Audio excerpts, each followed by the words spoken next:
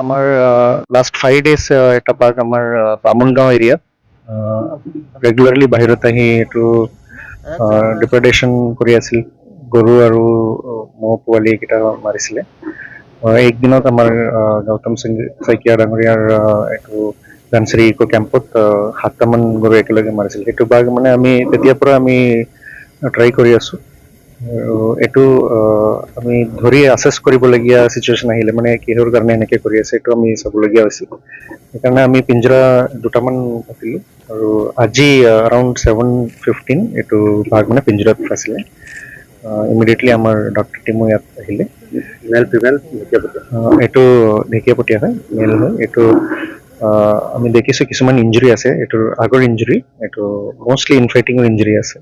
আৰু এটা দাঁতো already almost ভাংগা মানে এইটো অলমষ্ট নাই আদায় আছে সেইটো কাৰণে এইটো মেইনলি বাহিৰত ৰেগুলাৰলি ওলাই আছে বুলি আমি এতিয়া অনুমান হয় প্ৰথমতে বাঘটোৱে এটা গৰু এটা হেৰি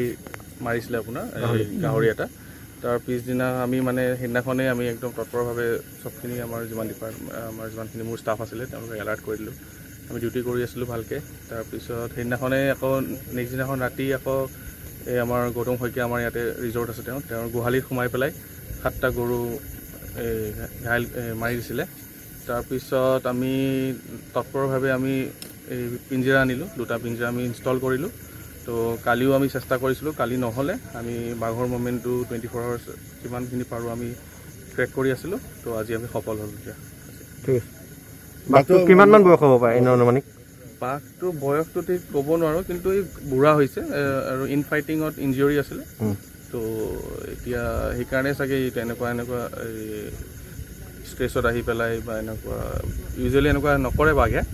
তো যেতিয়া ইনফাইটিং হৈ যায় ইঞ্জুৰি হৈ গ'লে এই ভিতৰত যেতিয়া চিকাৰ কৰিব নোৱাৰে তেতিয়া বাহিৰ ওলাই আহি মানে এনেকৈ আপোনাৰ ঘৰচীয়া জন্তুক আপোনাৰ আক্ৰমণ কৰে আজি বহুদিন মানে প্ৰচেষ্টাৰ শেষত আমাৰ ফৰেষ্ট ডিপাৰ্টমেণ্টৰ সহযোগত তেওঁলোকে যথেষ্টখিনি আমাক সহায় কৰিলে আজি অৱশেষত পিঞ্জৰাবদ্ধ হ'ল আজি অলমষ্ট 7:30 বজাত